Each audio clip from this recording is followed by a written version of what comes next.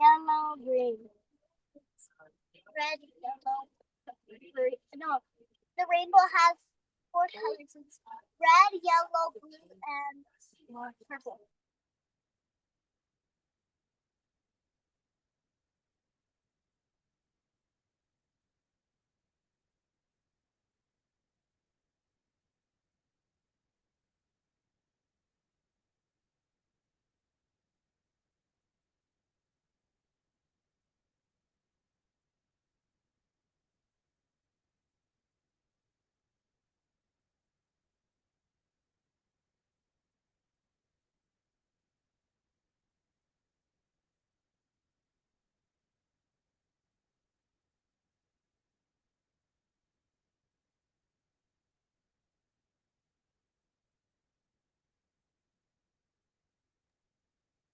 Hi, everyone. So while students are trickling in, we have pulled out the polls for this week. So hopefully you guys can just check that one out on your end and then answer that.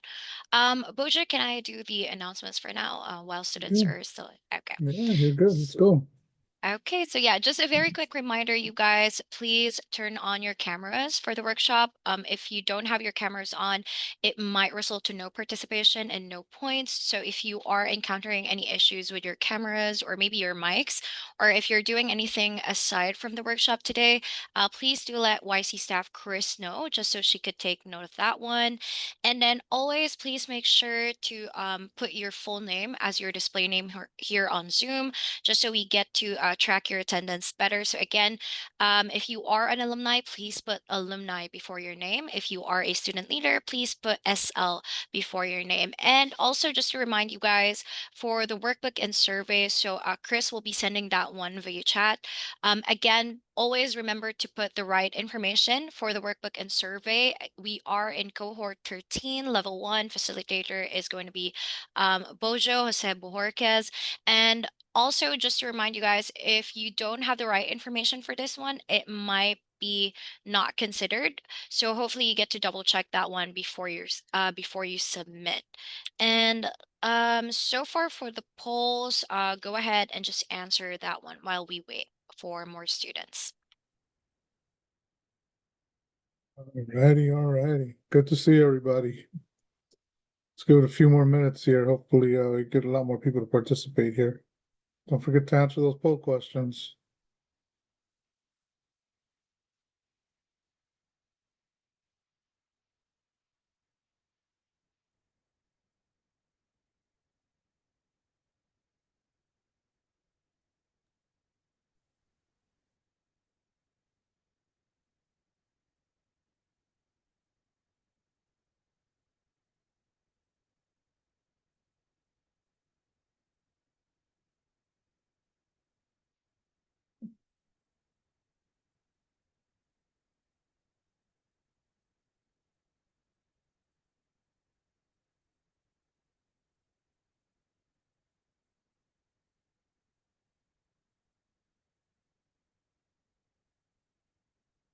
All righty.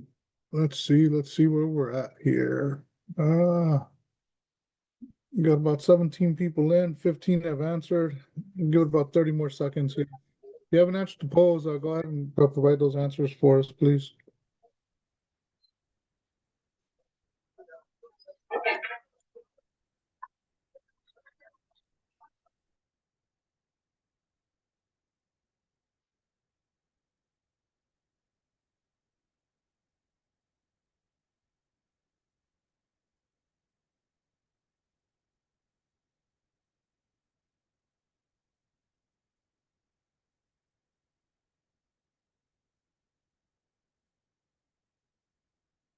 All right, let's go ahead and kind of get started here. All right, we got a little bit of a smaller group here. Usually we get over 30 people. Looks like I got 18 in here and I can see everyone on the camera. So, uh, how's everybody doing? Everybody have a good time? I apologize for not being here last week, but unfortunately, as life would have it, I got pulled away into a work meeting very last minute. So, if I didn't share this with you guys, I started a new job probably about 3 weeks ago, and it's been pretty busy lately. So it'll be good there. All right, let's take a look at these poll questions. What's the hardest part about building self-control? Obviously, we're going to be talking about self-control today. Looks like most people are saying staying consistent, right? So avoiding distractions is up there also. Yeah, that consistent part that gets us all, doesn't it? What emotions are hardest for you to stay calm through? Looks like there's a tie between anxiety and embarrassment, huh? I think they made a song about anxiety, didn't they? Pretty recent here. Don't judge me. I know I'm old. All right. Which of these do you struggle with the most? Procrastination. You know, it's the second time we bring up procrastination, and people are talking about that being pretty hard out there. Sticking to a routine, though. So we got one brave soul there. Sticking to a routine becomes hard. And then it looks like the joke of the day. Well, we're kind of split right down the middle, right? So we're either going to take a 3-day victory nap, or we're feeling like a superhero after being able to do that. So pretty good stuff. All righty, folks. We ready to get started? All right. Again, ground rules. If I'm talking too fast, raise your hand. Let me know. I'll slow down and try to keep it going there. But hopefully, we kind of get through this and we're doing good. So let me see if I remember how to do this. So I took 1 week off and now I feel like I don't know what I'm doing. So bear with me here a little bit. So, welcome everyone. So today we're going to be talking about self-control, right? And it's really about strength training your brain. So you got a nice little brain there, and it's powerlifting. So we're going to spend some time talking about how to be able to do that, so that you're able to have some self-control and really talk about doing things more long-term versus trying to get that immediate gratification, right? So, moving on to the next slide. So last week. One of us was lazy and didn't show up to the class, but from what I understand is you guys covered some leadership traits, and I really hate that I missed that class. That's probably one of my favorite ones. But we talked about leadership traits and how it's everyday influence and not just not just the title. We also talked about exploring different leadership styles, right? Identify the traits that matter most to you, and then small actions can inspire and guide others. So all these are good things. Hopefully, the person who was in my stead did a good job of being able to cover that, and you guys got some good takeaways from that. So for this week, we're going to have 3 learning objectives, right? So one of them is to discover how identity shapes self-control and why aligning with your values builds discipline that lasts. So we'll talk a little bit there on what values means, and how that kind of shapes, the decisions that you're able to make, and when to say yes to you know, the Twinkie, and when to say no to the Twinkie because you're trying to achieve some type of goal, right? The second objective is to learn how to strengthen your willpower through small daily habits. Turn effort into an atomic behavior. I love that word, atomic behavior, right? So, and then the last objective is to understand the power of emotional self-regulation and how calm responses create confidence, trust, and inner strength. So, that last piece right there is going to be probably one of the most important takeaways because you'll be able to apply that throughout, a broad spectrum of your life, not just necessarily about self-control, but even just having conversations and difficult conversations and being able to control your emotions, it's gonna become very big for you, along the way. So that being said, let's get into it, right? So self-control, right? So what exactly are we talking about here when we're talking about self-control? Well, the first thing to be able to understand about self-control is that it starts with identity, not with strategy, right? So, unlike some of the other topics that, we covered in the past, where we talk about, hey, in order to be able to do this, this is how you do it, and these are the steps. Really, self-control is more about you and how you identify, right? And what makes you you, right? And the discipline, right? About you being able to achieve who you are. So it's really more about that, right? And identifying your goals and being able to, do what it takes to be able to get to that. So as we start talking about identity, what that ends up doing is that it creates values, right? And being able to choose values over impulse, right? Over impulses, that's going to become very important, right? So if you view yourself, for instance, as we'll use a bodybuilder, just because I was inspired by the weights on the brain. If you identify yourself as wanting to be a bodybuilder, you identify yourself as a bodybuilder, right? And you're at the store and you're picking up your groceries, and all of a sudden you run through the bakery aisle and you see the chocolate donuts, right? if you're doing something based on impulse, you look at those chocolate donuts and you're like, oh man, you know what? I really want one of those because those look delicious. And so you go out there and you grab a pack of chocolate donuts, right? But if you had to start identifying yourself as a bodybuilder, all of a sudden you have a value of saying like, hey, you know what? I can't take empty calories because, I'm trying to achieve something. I'm trying to win something or I'm trying to do something. So then therefore your values kind of supersede your impulses, right? So when you walk by, the bakery aisle and you see those chocolate donuts, you're like, man, I really want those. Those are delicious.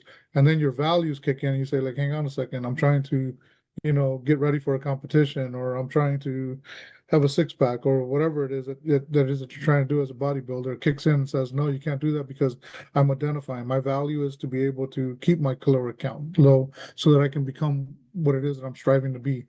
So choosing values over impulses, that's where self-control is at also, right?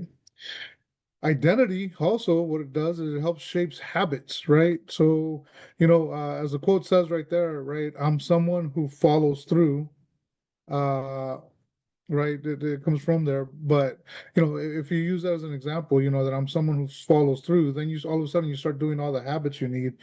You start performing your habits of being a follow through person, right? So, when you get that text message or that email or that something, asking you to do something, you're able to follow through because you're identifying, or taking it back to, to the things about the bodybuilders, right?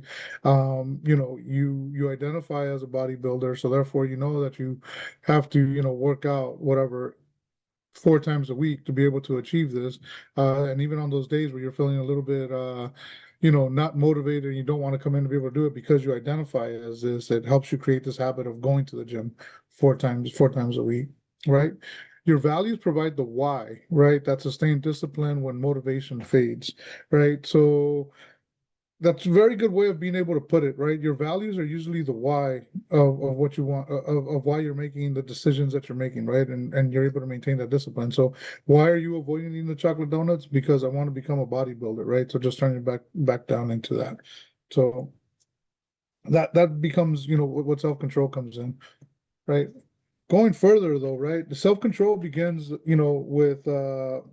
with who you want to be, right? And in order to be able to do that, right, we can talk about this, but just like going to the gym and becoming a bodybuilder, right? Self-control just doesn't happen overnight. You have to build that up. You have to strengthen that self-control, right? And so there's a couple of different things that we can do with this, right? So the first thing is, start off with small promises to yourself. Through these small promises, when you keep them to yourself, what it starts to do, it builds trust and confidence. You start building self-confidence, you start building self-trust, right? So it's just like when you go to the gym, right? No one goes to the gym and all of a sudden starts throwing 2 plates up on the bench press, right? You usually go to the gym and you start off with something small, right? So, maybe you start off with the bar, or maybe you start off with, 2 10-pound plates, right? And you kind of start getting your reps in. And then as you become a little bit stronger, you kind of push a little bit, right? So no one just gets out there and it just starts right away, right? So in the same token here, right, keeping small promises to yourself, right? So, hey, today I'm going to study, for 30 minutes, right? This week I'm going to study, 30 minutes a day for 4 days, right? So these are just small promises that you go out to it. And before you know it, right, instead of just, doing 30 minutes for 4 days, really what you just did is you established 2 hours of study time for the week, right? Whereas if you would say, hey, today I'm going to study 2 hours for the week, that may be a little bit too big and, a little overwhelming. So small promises is one way to be able to build up your self-control. The next, token of advice there is visualize your future, right? So visualize your future, right? So your future self, right? So this right here, what it does, it helps you stay focused and it helps you filter distraction. If you can remember, we can recall back to the time management portion of this course, right? We talked about how time management is really about priorities and not about time, because we all get the same amount of time, right? So, but the people that become super effective at time management is because they have their priorities, right? And doing that, they're able to avoid the distraction. So it's the same thing right here, right? So if you visualize your future self, right? In the instance here, we're talking about a bodybuilder. You visualize yourself as a bodybuilder. All of a sudden, you start focusing on the things that are the right things to do to be a bodybuilder, right? You avoid all the distractions, right? So, and you're focused on going into the gym and eating right and doing all those things that are out there, right? And you filter out all the discussion, all the distractions that are out there, right? the last part right there is when self-control becomes part of who you are, it feels effortless. And so, um, you know, I had an old friend who, who would work out a lot, and and she was trying to cut weight for a competition right now, just going back to bodybuilding. And so people would always ask her, like, "Oh, are you on a diet again?" And she would always respond, when you're on a diet, you stop after 3 days. When you keep going after 3 days, it's called a lifestyle. And so for her, she was never really on a diet because this was just part of her self-control, and this was just part of the things that she had to do in order to be able to compete and to win her competitions that she was in.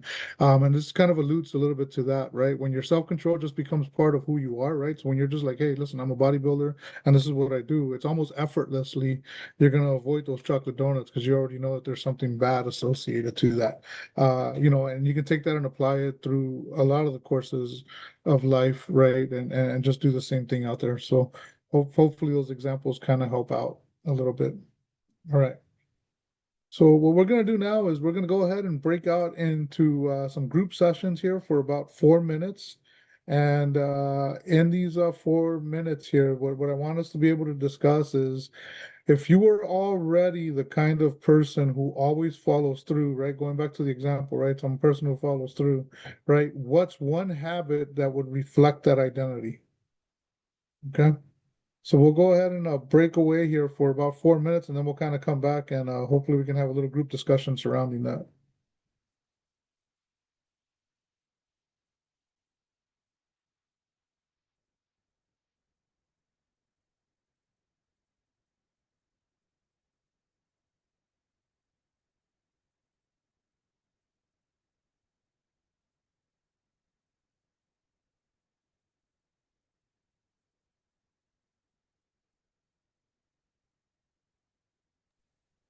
Hi, Jocelyn. Are you experiencing any issues with the breakout room invite? Okay.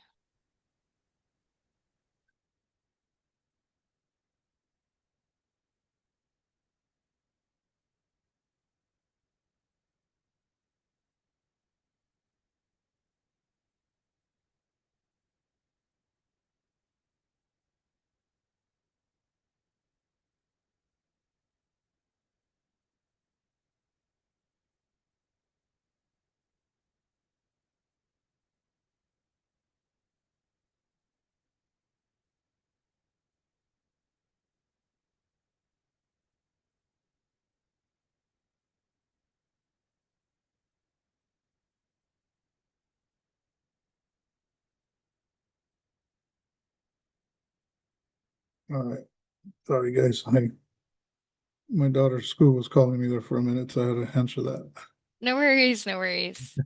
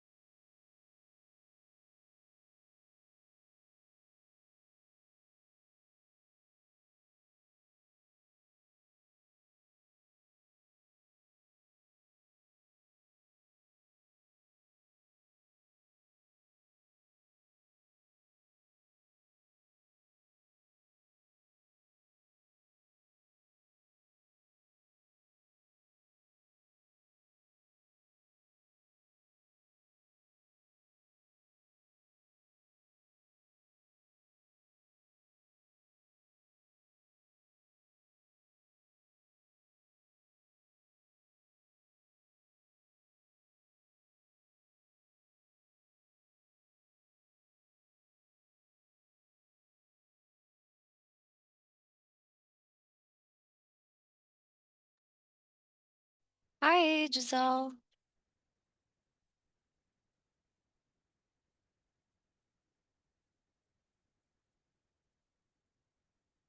Okay, I'll be sending you an invite, okay, for the breakout rooms if you could join. Thank you.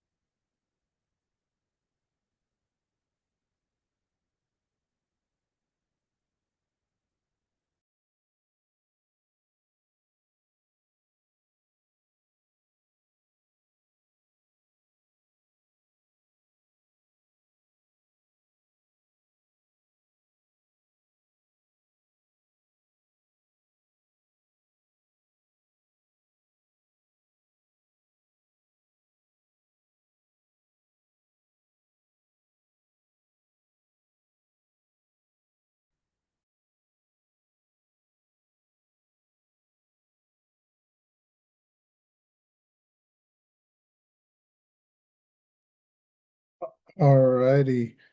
All right, welcome back, everyone. Is my audio on? Yep. Okay, there we go. Sorry. All righty. So, anybody wanna go first, or am I gonna have to start picking on people? Anybody want to share? It's a small group. There's only a couple of million of us. No reason to be shy.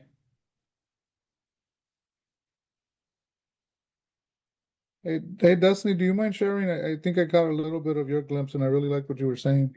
Yeah, I said like that studying for exams and not procrastinating is a thing that or like procrastinating is a thing that I struggle with. So if I made like a consistent schedule and like persistently studied without pushing it back would help. Yeah. Yeah, so that was one of the good ones, right? And I think that the key point to that conversation that was going on there was that we can create a schedule, but we have to be able to have the discipline to follow it also, right? So when we talk about not just the consistency, but also being able to follow it and keeping the execution going on, right? So that was something that was very, very well. That was a good dialogue that was going on in that group right there that, really reflected well for me. All right. So we'll move on here. The next thing that we have to start talking about, self-control, right, is, and I think I always close off most of these sessions out here, right, that it becomes about practice and it's about getting your 10,000 reps in on any of the stuff that we talk about. Well, guess what? Self-control is no different than that, right? So it's one of those things that we have to begin to, or that we have to, continuously train on, right? And we have to have that consistent practice, right? You got to get those reps in when it comes to self-control, right? So through those reps, right, your execution starts getting a little bit better, right? One of the easiest ways to be able to do self-control is to build this into, your everyday choices, right? So one of them is having an identity, right, that kind of helps you. The other one is just building it into everyday choices, right? So pausing before interrupting, you got to delay that gratification, right? So a lot of times we want that instant gratification and, we want to get that, that dopamine hit. We want to feel good about something. But, if you're able to delay that, then, you don't get that instant gratification, but you get long-term gratification, because you're able to overcome something, right? And then that gratification, that comes from finishing something hard is probably a lot more rewarding than being able to get that instant gratification on something that wasn't necessarily challenging for you, that eventually, you knew that you were going to be able to do anyways. So getting those reps in, it's going to be one of those big things, and then build it into your everyday choices, right? We also have to remember that self-control, right, through the reps, right, through the reps here, you're going to get stronger. But the one thing that we really want to do with the self-control is just to repeat a lot of small actions, right? So just repeat a lot of small actions, right? So keeping with like the fitness thing, right? I'm a horrible runner. I hate to run, right? And I just don't like to do it. And there's different advice that goes out there, but let's say that I want to get in 40 minutes of cardio, right, 3 times a week. But if I just go out there and I do 40 minutes of like running, every day, I'm probably not going to achieve that, right? Because it just doesn't work out for me, right? I just don't like it enough. But what I can find myself doing is that if I break those down into 10-minute increments, multiple, through across multiple, different exercises, right? Whether if I do maybe a 10-minute run and then maybe, 20 minutes on an exercise bike and, then try to finish it off with, 10-minute, brisk on a treadmill or something like that. I find myself being able to accomplish the 40 minutes 3 times a week versus just saying, hey, I'm going to jump on a bike for 40 minutes, or I'm going to run for 40 minutes, or I'm going to do something out there. So those small, repeatable actions kind of work. And you apply that also to business, right? So like for instance, for me, if I'm working an operation and and I have, we'll talk about an operation and I have, 1 million units to be able to ship out to Amazon, right? Well, if I start thinking about the 1 million units that I have to ship out to Amazon, it's going to become overwhelming. But if I start breaking those down into, 200 increments, right? And I start doing it 200 at a time, 200 at a time, 200 at a time, I'm able to do small repeatable actions and it gets out there, right? So And then also through the reward sections, right? I'm able to get a reward after 200 because I feel like I've accomplished something, and then I start to begin that momentum, right? The second piece is to always choose discomfort, right? So the only way that you grow, right, is by being able to push yourself to your limits and then being able to expand that, right? So it also going back to the gym reference, right? So when we talk about, going to the gym and you want to be able to get to whatever bench pressing 225 pounds, but you're starting, you can't just get there and start doing 225, but maybe you start off with 10-pound weights. And so you go out to 10-pound weights and then you jump up to 20-pound weights, right? And when you first start doing those 20-pound weights, believe me, it's going to be a lot harder to do those 20-pound weights than it was for you to be able to do the 10-pound weights that you were doing in the past. But you choose a path of discomfort. Eventually, the 20-pound weights become easy to do, and then you can jump up to whatever 30-pounders or 25-pounders. Eventually working your way up to 45-pounders and all the way up to your 225 bench press that you want to be able to do. So discomfort is always a good thing, right? So it lets you know that you've tapped out to your old skill set, and now you need to start developing a new skill set, right? So you start building it. So make sure that you're always choosing the discomfort path, right? Use if then plans, right, to stay on track. So what the if then plans, right, is coming down is creating strategies that help you respond, with control instead of reacting impulsively, right? And so basically what the if then plans, I'll use it the way that I use it in logistics right now, right? So in logistics, usually what I'll do is I'll say, going back to those million cartons that I have to do for Amazon, right? So I can go back out there and say like, okay, I'm gonna do this doing 200 cartons an hour, right? And every hour I'm gonna ship out 200 cartons, right? But if XYZ happens, right, and it only allows me to ship 100 cartons, then I have to do this, right, as a countermeasure, and that that this could be, if it begins to rain outside and I have a leak in my roof and I can't do the 200, then this is what I'm going to do, right? And so at that point I start, maybe I say, okay, I patched the roof, I cover the hole, and then what I end up doing is I throw in a little bit of overtime, right, to be able to make up whatever it is that I missed during my downtime. So the if then plans, right, is always a good thing. So you should never think that whatever you're putting together is going to be a straight road. You should always have a plan B and a plan C. That that's where the if then comes into play. And then lastly is follow through, right? So following through builds identity, right? So you don't need to be perfect, right? You just need to be consistent, right? Small reps, lead to strong habits and lasting change. And again, and that following through, right? It just goes back to that, each small follow through reinforces your identity, right? So every single time you go through that bakery aisle and you skip those donuts, it again it reinforces your identity that you're a bodybuilder. So all these small steps are very important for us to be able to do this. All right, let's come on back here. I'm starting to lose my voice here a little bit. So the next here, we're going to go into another online workbook question. And for this one here, and we'll break away again for 4 minutes, right? It's what's one small challenge you tend to avoid? What would it look like to use that moment to build your self-control, not to impress others, but to build yourself? All right, so it's a pretty deep question out there. I believe it's a two-part question there. So let's go ahead and take 4 minutes to kind of talk it through. Then we'll come back.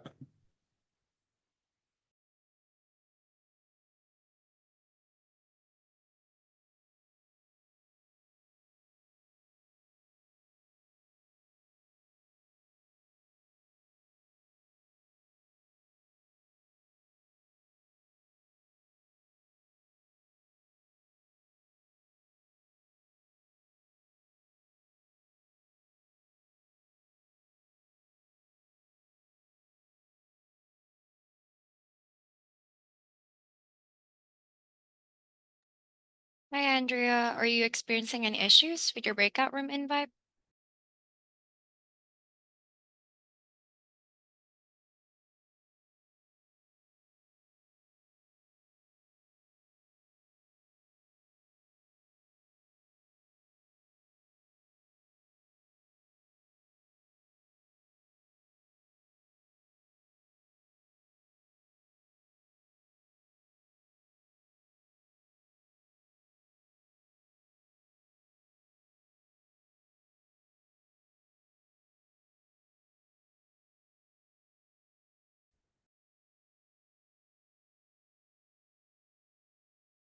All righty. Well, welcome back, everyone. Um, you know what? I was just having a very good conversation right now, and I'm gonna pick on this person here, even though she probably doesn't want me to. But Avril, do you mind sharing what we were just talking about? Oh, yeah. I shared that one small challenge I tend to avoid is participating in class or answering questions like in front of the class, mostly because I'm scared that I'm going to have the wrong answer. And one thing that I can do is remind myself that no one cares as much as I think they do. Yeah, that's one of the difficult ones out there, right? So I think it's one of the things that I struggle with when I was younger. I always I did the same thing, right? I was so embarrassed about giving the wrong answer, right? And unfortunately, I'm sure a lot of people probably suffer from that too. But yeah, I think that would be one thing, is just a little quick self reminder that no one cares, about that as much as you do, right? So the other thing is that I self visualize myself as at least for me, right? One of the things that I did to kind of overcome my shyness is I started self visualizing myself as an expert, right? So if I self visualize myself as an expert, then I began to carry myself as an expert, and pretty soon I started to really become an expert, and so that kind of helped me be able to kind of overcome that also. I think in that same group when we were there earlier, someone brought up that they have a real hard time with trying to get, emails out, especially when it comes to like rejecting people, for internships. That they just really didn't like it. And one of the things that, they could do, a tiny little rep there to help them with that self-control is to already one is just force yourself to open up the app, right? So force yourself to open up the app, and then once you kind of begin that begins the momentum. But then second, another little thing that they could do was already have pre-drafted emails that are already kind of out there, so therefore you're not having to rewrite it all over again from scratch, right? You already kind of have there, your thoughts are already there, and then maybe you're just changing names and things of that nature. So thank you for the folks that just had the conversation with me, so really appreciate it. So and the other person that'll remain anonymous. All right. So now that we've talked about self-control and we talked about kind of what it takes to kind of build it a little bit, right? I think one of the things that we need to be able to understand is that on top of just physical self-control, we have to start talking about emotional self-control. This one right here is very hard, right? So, and if, the 50-year-old me is talking to the 20-year-old me, I think the one advice that I would give myself is learn how to control my emotions, at a much younger age than I do now, right? So, it probably cost me friendships, jobs, and promotions, not being able to have my emotions under control, right? So this is definitely one of the hardest. This is definitely one of the hardest self-control battles, right? It's the emotional ones, right? But the very first step is you have to have awareness of it, right? So that's the key, right? The key is know, right? Know that you're having an emotional response, right? And so once you know that something's triggering you to have the emotional response is to try to not have that reaction, right? So I know it's a lot easier said than done, but having the awareness that, this is what happens in my body when I'm about to have an emotional response, right? So, my blood pressure goes up, right? I begin to get hot, right? My ears get red, right? So you're about to have this emotional response. So noticing this, right, and having that awareness, it's key. It's the key first step, right? The next big step that's out there is pause, right? So, you know, having a strategic pause when you're having a conversation with someone, especially in a heated conversation, right? Something that's triggering you to have an emotional response is very powerful, right? So, I believe, so what we talk about here is count to 10, right? Breathe, step away, right? Being able to do that. So I think you start off with 10, but, as you start getting better with this, right? It comes down to five and then maybe eventually four.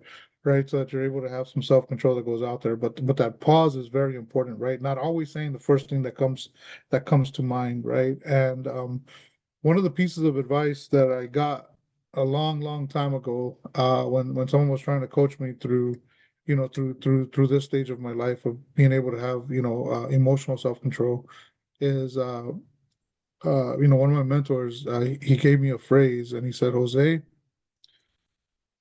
um, you need to start learning how to listen to understand versus listening to answer, right? And that really, it took me a while before I kind of understood what they were trying to tell me and before it clicked in, before it clicked in my head what that meant. But basically was listen to what people are trying to tell you, right? Because most of the time people are not trying to get you angry, right? They're trying to express something. So if you take their perspective into account versus your perception, and so what I mean by that is, when someone's talking to you a certain way, you have a perception that they're being disrespectful. Well, if you eliminate that perception and you actually start trying to understand their perspective, right? So if someone's talking to you in a matter that's triggering you, right? If you look at it from their point of view, they're trying to tell you something that's made them upset that you've done. So if you take that perspective into account, right, it helps you kind of dissect things. You combine that with a little bit of a pause, right? So usually for me, when someone triggers me and they want me to have a response, what I try to do is I'll take a pause, right? So, and then in that pause, what I try to do next is to understand their perspective, right? And say, okay, what did I do that's got this person reacting this way? So again, I'm trying to listen to understand versus listening to answer, right? And then the last piece is out there is to practice square breathing to reduce stress. And so we'll kind of talk a little bit about square breathing, right? In the next slide here. But these are some very good steps here to be able to do that. But that pause, I can't stress it out enough. And then trying to understand perspective versus perception. But the square breathing, this technique right here, and some of you guys might have heard it, right? But basically, what square breathing is you're kind of like sitting down and you inhale for a set moment in time, right? So usually it's 4 to 5 seconds, right? And you inhale for 4 to 5 seconds. You hold it for 4 to 5 seconds, and then you exhale for 4 to 5 seconds, and you hold again, right?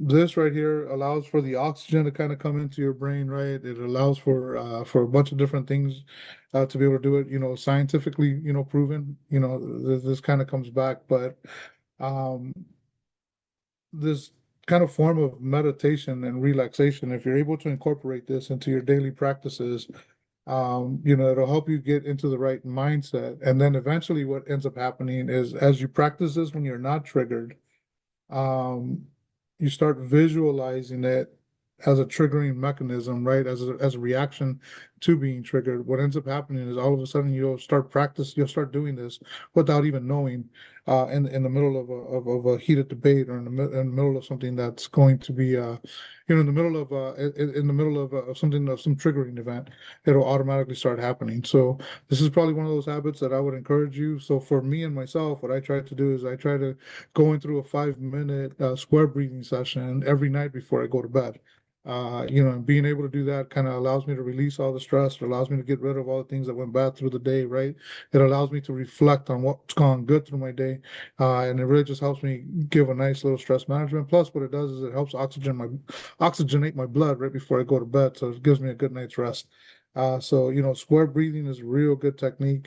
I really encourage you guys to really try to, to incorporate that into your daily lives, right? Even if you just do it for a minute at a time during lunch break, right? Or during, while on your bus ride home or on your, bus ride into school, it would be something that would be very good for you to be able to do there. Okay. Now let's talk about a little bit about, strategies to strengthen emotional self-control here. So there's a couple of things that we can do here, right? So one of them is called the reframe challenge, right? This is a challenge, not a threat, right? So, So basically what you're saying there is like when someone triggers you again, it's about that perspective perception thing, right? It's about you trying to be able to change it and saying like, okay, this is not someone who's attacking me. This is someone who's challenging me about something. How do I overcome the challenge, right? So reframing, right? So how do we reframe this, right? The last one is right. Name your emotions, right? Name it to tame it, right? So a long time ago, I worked with a coworker, and she could really get into it when she got when she was able to get mad. And so her name was Lucia Akinney, and she would go by Akinney, which was her middle name. And so anytime that we were getting into a situation where we were about to get, where she was about to get triggered and she was about to, about to lose it emotionally, right? What I would go back to her and I'll be like, okay, it's time to put Lucia away. I need a Kenny right now, right? Put Lucia away, bring a Kenny right now, right? So name it to tame it, right? So start naming your emotion, right? Whether it's anger or, or whatever that's going to be out there, name it. And then you start going out there and, you could start saying something like, okay, Lucia, calm down. Calm down, Lucia, right? Calm down. I tend to use Bohorquez, which is my last name. And I say, okay, Bohorquez, right? Calm it down, Bohorquez, calm it down. In my head, I start saying that, right? So only because I blame it on my father that, was such a hothead, because he was such a hothead. So it goes out there. And then the other one is that daily practices builds trust, confidence, and leadership, right? So, we talked about leadership traits in the last one, and a lot of these things repeat there, right? We talked about, small wins and, and then even in the square breathing, right? Being able to put this as a daily practice, before you know it, it starts building trust and confidence in yourself, and you're able to do this, right? But lastly, it's just that steady under pressure equals respected strength, right? So, as for myself right now, one of the values that I bring as a leader is that I kind of stay kind of even keel no matter what the challenges are at work, right? Things go bad, things go good, right? So I kind of try to stay, try to stay steady, right, under that pressure, right? So people come into me and the first thing that they say, hey, boss, we just had this whole thing went bad, and all this is going back out to it. My first response to it is good, right? And then people are like, good, right? What do you mean good? And I'm like, well, good, right? We have a challenge here and we're going to be able to learn from this. So good, right? So, where a lot of people, when you start putting the pressure on them, instead of the response being good, they're like, oh my God, I can't believe it, right? And they start to react this way. Well, if, again, we talked about visualization, right? If you're giving out this message of, things being impossible, then they do become impossible, right? If you react to it a certain way, right, and you're able to stay steady under that pressure, and then you're able to build confidence, right? Not just confidence in yourself, but also in the people that are around you. So those are all good things that are there, right? So this brings us back to our last workbook question, right? Which is, what emotion tends to throw you off course, right? What could you try? What could you try? A pause, a breath, right? A different thought, right? To respond better next time. So basically what it's going out here is, what are the things that trigger you, and what are the things that you can do in order to try to tame that triggering event, right? To try to keep you from having an emotional response that's not necessarily well. So let's break away into groups here, and we'll come back and have another discussion.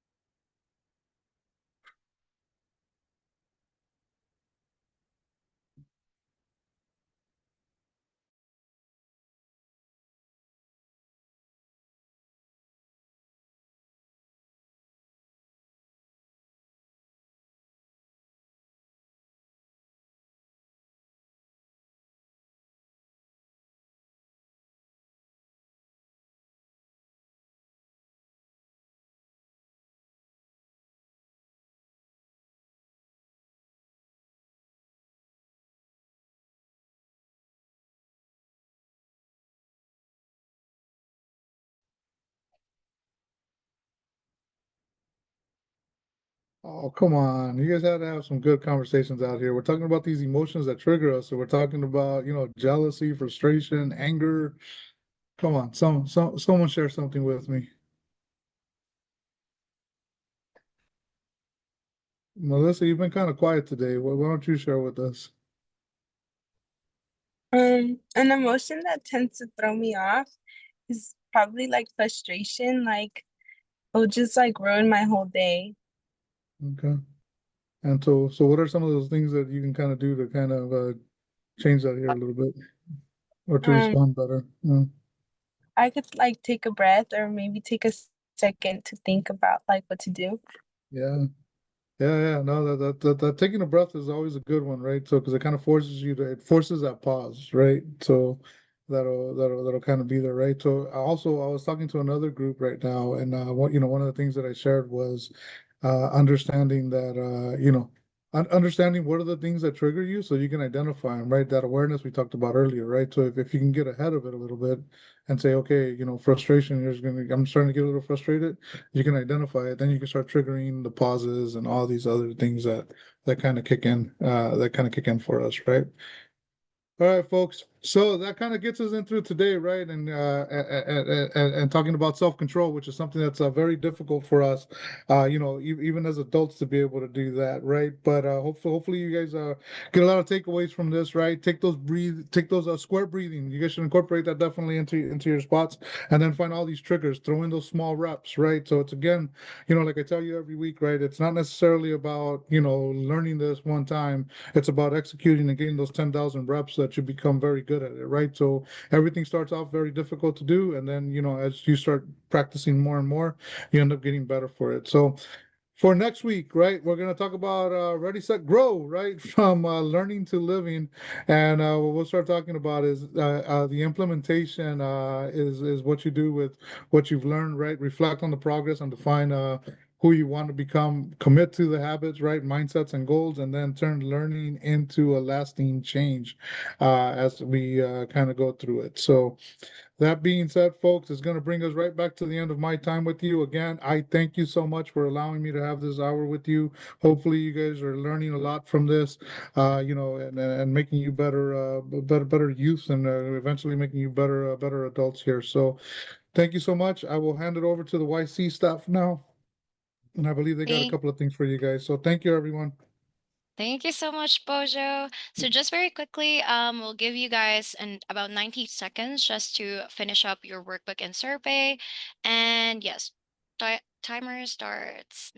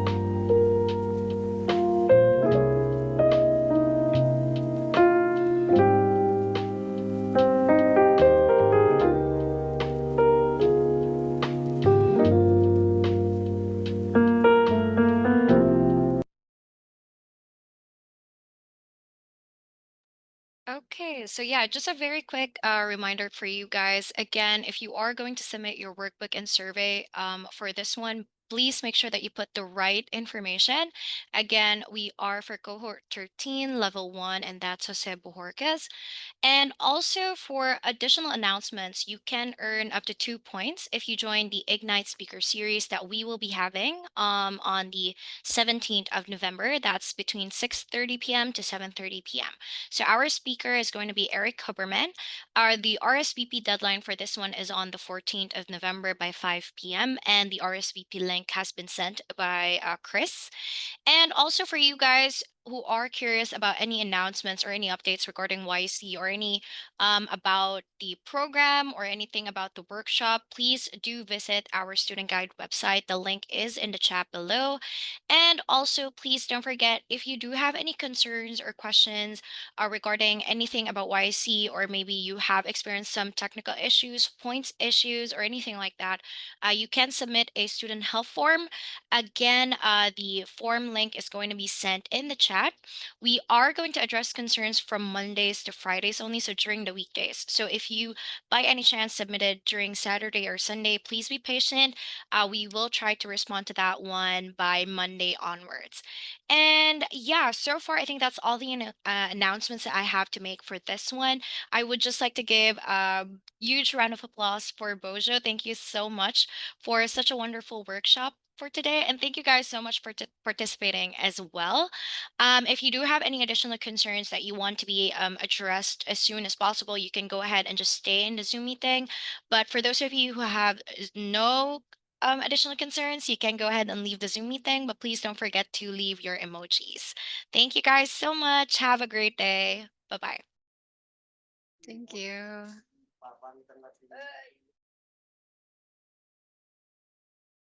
Bye, everyone.